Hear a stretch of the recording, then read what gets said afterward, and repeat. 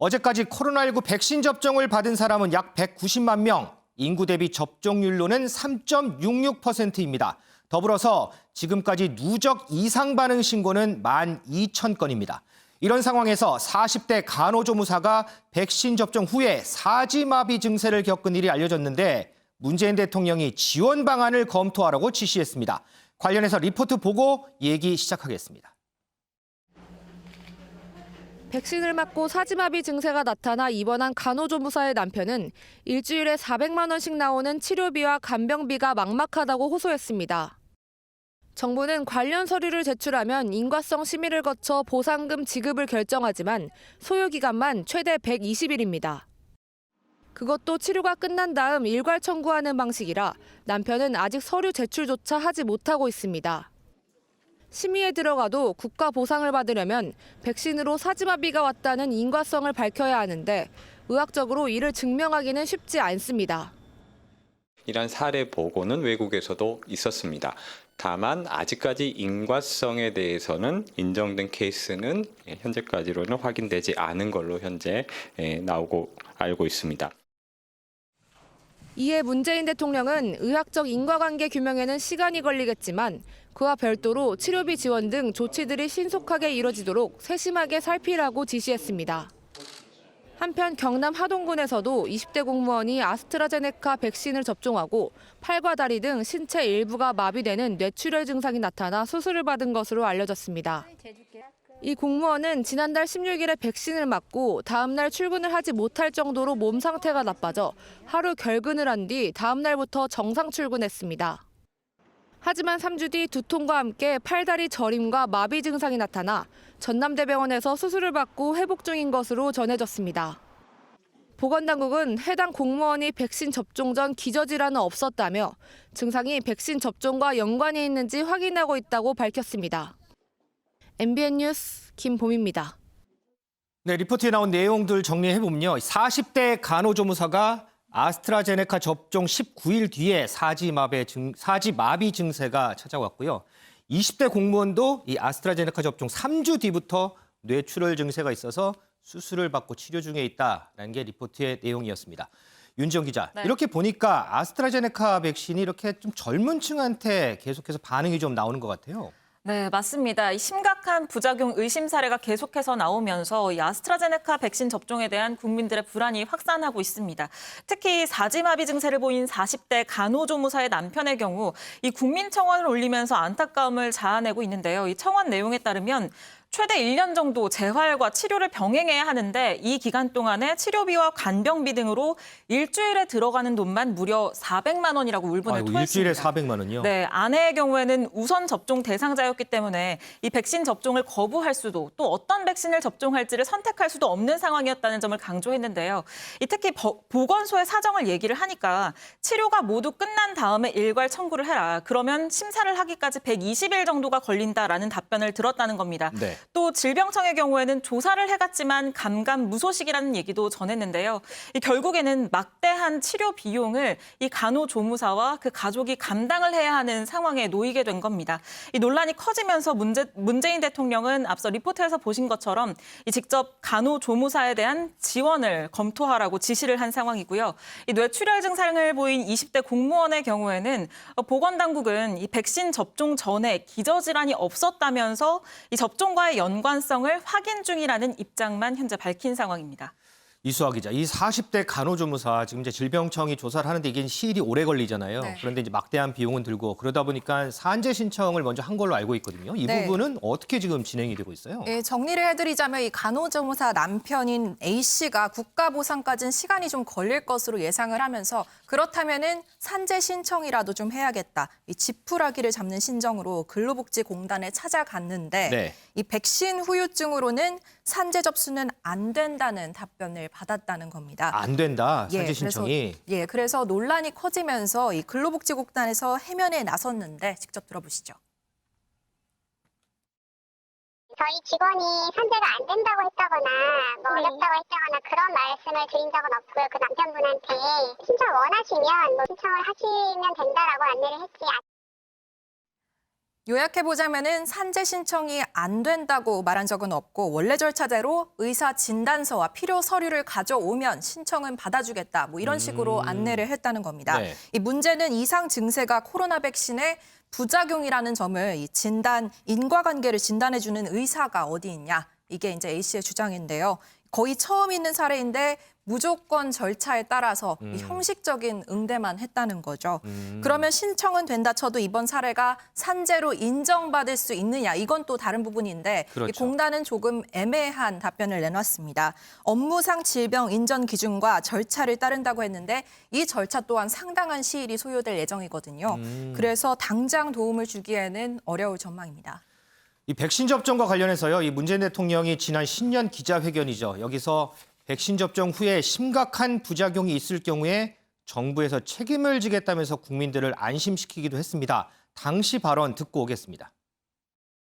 모든 백신은 그 부작용이 일부 있습니다. 아주 가벼운 통증으로 그치는 경우부터 시작해서 보다 심각한 부작용이 있을 수 있습니다.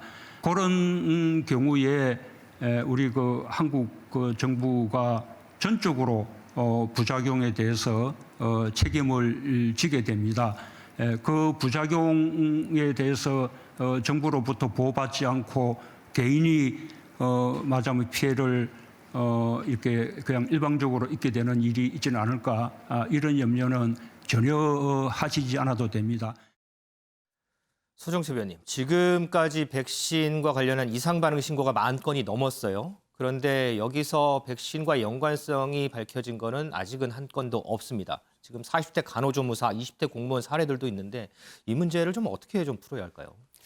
이 지금까지 이제 신고된 사례가 한 12,533건 정도 되더라고요. 네. 그 중에서 이제 사망 사례가 59건입니다. 네. 그런데 현재까지 어쨌든 이 인과관계가 입증된 것은 하나도 없죠. 그렇죠. 그런데 이 백신에 대한 부작용 이 부분은 아까 이제 리포트에서 문 대통령 그 언급도 들으셨지만 어쨌든 국가가 책임지겠다 이렇게 얘기를 했지 않습니까? 네. 그렇기 때문에 이 부작용이 굉장히 경증 부작용부터 중증 부작용 또 심하면 이 사망까지 이르는 과정이 있는데 그것을 사실 그 피해를 입은 가족 측에서 인과관계를 입증한다는 것은 거의 불가능에 가깝죠. 그렇죠. 그리고 이제 의사들의 경우도 어떤 전문적인 어떤 그 부분에 대한 그런 것이 갖고 있는 경우가 드물지 않습니까? 네. 그것도 시간도 많이 걸릴 거고 그걸 조사하려면 지금 조사 절차로 보면 역학조사하고 피해 사례 조사하고 그 피해 보상 심의 뭐 전문위원회 거쳐서 120일 안에 이제 결론을 내게 돼 있는데 실제로 그런 케이스도 없거니와 그 긴 기간을 그냥 버티는 것도 사실은 굉장히 유족들로서는 힘든 일이죠. 그렇죠. 그래서 이 부분을 제 생각에는 조금 이 사례를 다양하게 좀 층위를 나눠야 될 것 같다 하는 생각이 듭니다. 네. 이게 인과관계가 분명치 않다고 해서 전혀 관계가 없다라고 또 하기도 애매모호한 그런 부분이란 말이죠. 그래서 그런 부분을 좀 몇 가지 이렇게 단계로 나눠서 그 부분에 대해서 정부가 최대한 좀 이 보상을 하는 이런 체계로 가야 되지 않을까 하는 그런 생각이 좀 들고요. 두 번째는 이와 관련된 여러 가지 행정 절차를 하는 부분에서 어쨌든 그 피해를 입은 가족이나 주변 분들 입장에서는 황당한 거거든요. 갑자기 멀쩡한 분이 주사 맞고 그런 상황에 마비 증세가 오고 심하면 사망까지 빠지는 그런 상황이 오니까 네. 굉장히 황망한 상황이기 때문에 그럴 그걸 수도 있죠. 대하는 공무원이라든지 관련 이 일을 하시는 분들은 일단은 공감을 해야 되죠. 상대의 그런 부분에. 이게 그렇죠. 그냥 네. 서류 처리 누가 와서 단순 민원 처리하듯이 서류 이거 부족하니까 서류 더 갖고 오세요. 이런 식으로만 해서는 안 되는 거죠. 그러니까 그 관련된 업무를 하는 분들에 대해서 어떻게 대해야 될 것인가에 대한 그런 부분에 대한 주의 교육 같은 거 이런 부분도 좀 필요해 보입니다. 이 부분이 왜 이 부작용에 대한 대처가 중요하냐면 이런 사례들이 자꾸 나오게 되고 거기에 대해서 입증은 안 되고 결국은 다 본인들이 그냥 떠안는 이런 식이 돼버리면 접종률 자체가 앞으로 굉장히 떨어질 위험성이 있거든요. 불안감을 갖게 될 수밖에 없겠죠. 그렇습니다. 초기에 벌써 90% 정도인데 이번에 이제 항공기 승무원 같은 경우는 51% 정도밖에 안 돼요. 접종 동의율이.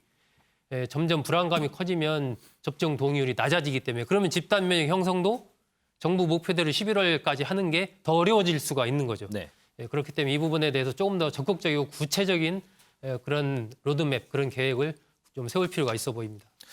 국민들이 불안해하지 않고 누구나 마음 놓고 백신을 접종받을 수 있는 환경 조성도 상당히 좀 중요한 부분인 것 같습니다. 이 백신 관련해서요, 윤지영 기자. 네. 지금 우리나라는 백신 확보하는데 지금 비상이 걸린 상황이잖아요. 네. 그런데 지금 백신 접종률 높은 뭐 이스라엘이나 미국은 어때요? 뭐 이렇게 딱 맞게 해서 백신 접종을 하고 있는 거예요? 아니면 백신이 좀 남아 돌아가는 상황이에요? 네, 이스라엘의 경우에는 저희가 앞서서 며칠 전에 이 접종 의무 대상자 가운데 90% 정도는 이미 접종을 마친 상태다라는 얘기 전해드렸거든요. 그렇기 때문에 실외 마스크 착용 의무 역시 해제가 됐는데요. 이번에 눈길이 가는 영상이 있어서 가지고 와봤습니다. 지금 마치 축제 기간이라도 되는 듯이 야외에서 청년들 많은 수가 원을 그리고 서서요. 카운트다운을 외치더니 지금 마스크를 하늘 위로 던져 보이는 아, 저 던지는 게 마스크예요? 네, 맞습니다. 그런 퍼포먼스를 진행을 했습니다. 지금 보신 것처럼 이스라엘은 일상을 거의 되찾은 모습을 보이고 있는데요. 이 특히나 백신과 관련해서도 여유로운 모습을 보이고 있습니다. 이스라엘 방역 당국은 내년까지 백신을 확보했다. 이 아스트라제네카 1000만 회분은 필요가 없게 됐다고 밝힌 건데요. 아, 우리 많이 확보했으니까 지금 아스트라제네카 백신 1000만 회분은 이제 필요 없다. 네, 이게 무슨 얘기냐면 이스라엘의 경우에는 대국민 백신 접종을 화이자 백신으로 하고 있는데 이 최근에 화이자 그리고 모더나사와 이 내년에 쓸 백신 1600만 회분까지 계약을 마쳤다는 겁니다. 이스라엘의 경우에는 인구가 800만 명을 조금 넘기 때문에 이걸로써 뭐 전 국민이 다시 백신을 접종할 수 있는 분량을 확보했다라고도 볼 수 있는데 그렇기 때문에 더 이상 아스트라제네카 백신은 필요가 없어졌다는 거죠. 또 미국의 경우도 보면 미국도 좀 순조롭게 백신 접종이 이루어지고 있는 것으로 보입니다. 네. 이 약국 체인과 마트 등에서 일상적으로 접종이 이루어지고 있는데 이 접종소마다 구비한 백신의 종류가 어떤 것인지를 공개를 하고 또 원하는 백신을 선택해서 맞을 수가 있습니다. 지금 우리나라의 경우에는 백신을 선택할 수 있는 선택권이 없는데 그렇기 때문에 이런 모습 참 부러운 광경이라고 얘기를 할 수 있을 것 같습니다. 이수아 기자, 그래서 이제 우리나라가 미국에다가 미리 백신을 이제 빌려서 받고 나중에 이제 갚는 이 백신 수화프 추진하잖아요. 네. 미국이 여기에 응할 가능성이 얼마나 돼요? 뭐 이번 주 초에 대정부 질문에서 정의용 장관이 직접 한미 스와프를 얘기하기도 했는데요. 그렇죠. 이 미국의 반응이 영 뜨뜻미지근합니다. 이 자국 백신 물량도 아직 여유분이 없다는 입장을 반복하고 있는데 어떻게 보면 우리 측 요구를 우회적으로 거절하고 있다고 해석해도 되겠죠. 그래서 또 미국은 지난 3월에 캐나다, 멕시코와 일종의 백신 스와프 계약을 이미 맺은 것이 있습니다. 그래서 미국에선 승인되지 않은 아스트라제네카 백신 비축분 400만 도스를 이 두 나라에 먼저 지원해주기로 약속을 한 상태거든요. 네. 그렇기 때문에 만약 미국에서 여유분이 생긴다고 해도 이 두 나라에 먼저 지원이 갈 것이고 우리가 미국을 상대로 백신 확보가 가능할지는 상당히 미지수다라는 분석입니다. 지금 미국이 우리가 요구하는 백신 스와프에 응할지는 미지수다. 네. 자, 이런 가운데 정치권에서는 백신 수급을 놓고 연일 논쟁이 이어지고 있습니다. 여권의 대선 주자들도 공방을 벌이고 있다고 하는데 어떤 내용인지 이동석 기자와 백브리핑에서 알아보도록 하겠습니다.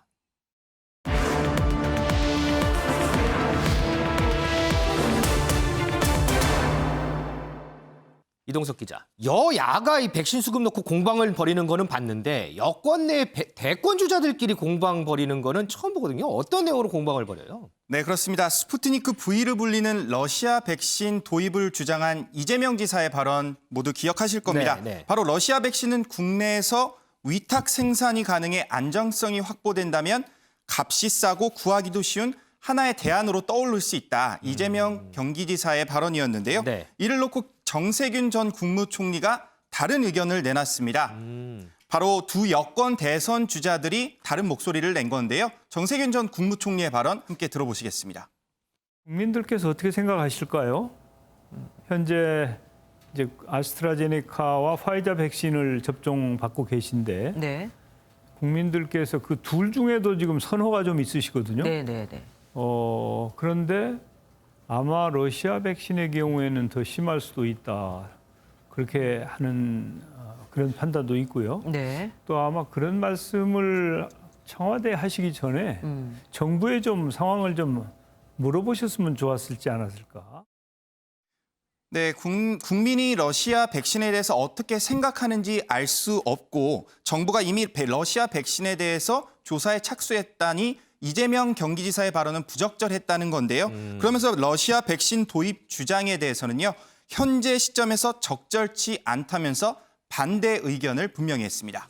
야권에서는 정 전 총리 보고 타령했다 뭐 이런 얘기도 하더라고요. 네, 그렇습니다. 국민의힘은 정세균 전 총리를 향해 후임자도 정해지지 않았는데 무책임한 퇴임이었다 이렇게 하면서 날을 계속 세우고 있습니다. 후임도 안 했는데 먼저 퇴임해버렸다. 그렇습니다. 어제 대정부 질문에서 홍남기 국무총리 직무대행이 굉장히 애를 먹었는데요. 바로 정세균 전 총리에 대한 질문이 계속 나왔기 때문입니다. 어떤 내용인지 함께 들어보시겠습니다. 전임 정세균 총리님 어디 가셨어요? 예, 뭐 아시다시피 뭐 사퇴하셨습니다. 대행님, 지금은 코로나와의 전쟁 중 아닙니까? 근데 전쟁 중에 총사령관께서 우리 전장을 떠나는 것은 소위 우리 군대 용어로 탈영 아닙니까? 그건 뭐 적절한 비유가 아닌 것 같습니다. 그러면 명예 전역이십니까? 예, 뭐 아무래도 총리님께서 뭐 그동안 한 1년 4개월 정도 역할을 하시고 또 그건 대통령님의 인사 결단에 의해서 조치가 된 거기 때문에 저는 그렇게 이해를 합니다. 네, 홍남기 직무대행 본인 일이 아니다 보니까요. 탈영 얘기가 나와도 강경 발언을 할 수도 없고 그렇다고 가만히 있을 수도 없는 분위기였는데요. 네. 이를 접한 정세균 전 국무총리 당연히 가만히 있을 수는 없겠죠. 저희 어제 MBN 종합뉴스에 출연해서 이렇게 말했습니다. 후임자 정해졌죠. 제가 그 직을 그만둔 것은 사실은 오래 전에 인사권자께 보고를 드리고 정해진 스케줄이었는데 원래는 그 보궐선거 끝나고 바로 그만둘 요량이었는데 이란에 그 억류돼 있던 그 선박 문제 때문에 이란에 출장을 다녀왔어요. 아마 그것 때문에 사실은 조금 늦어진 겁니다. 네, 후임은 이미 정해진 상태였다면서 정해진 스케줄 때문에 일정상 퇴임이 늦어졌다며 야권의 주장을 반박했습니다.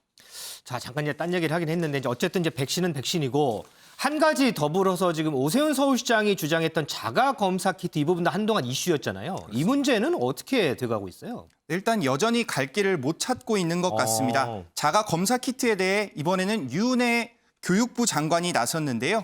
유 장관은 학교 자가 검사 키트 도입에 대해서요. 명확히 선을 그었습니다. 검증되지 않았다. 매우 신중해야 한다고 밝힌 건데요. 유은혜 장관의 발언도 함께 들어보시겠습니다. 영업장의 자가진단 키트 활용을 전제로 서울형 거리두기 매뉴얼이 시행이 된다면 업종별 특성을 반영한 영업시간 연장이 가능해지는 등 큰 시너지 효과를 내면서 방역 체계에 완전히 새로운 전기를 마련할 것으로 확신합니다. 진단 검사 키트를 통해서 양성 판정이 났는데 이게 정확도가 높지 않기 때문에 다시 PCR 검사를 받았을 때 음성이 나올 경우가 많다는 것입니다. 학교에 적용하는 것은 매우 신중해야 된다고. 네, 유 장관은 식약처의 승인을 받거나 방역 당국 등과 협력 등이 필요한 일이라고 강조를 했는데요. 자가 검사 키트는 신속 항원 검사와 같은 방식으로 PCR 검사보다는 빠르지만 정확도가 낮다는 단점이 있습니다. 이 때문에 정확한 검증이 필요하다면서 오세훈 서울시장과 각을 세운 것으로 보입니다. 어쨌든 이 백신 수급 문제 관련해서는 어쨌든 정치적으로나 외교적으로나 좀 잘 좀 풀렸으면 하는 게 아마 국민 생각일 겁니다. 자, 이동석 기자 수고했습니다.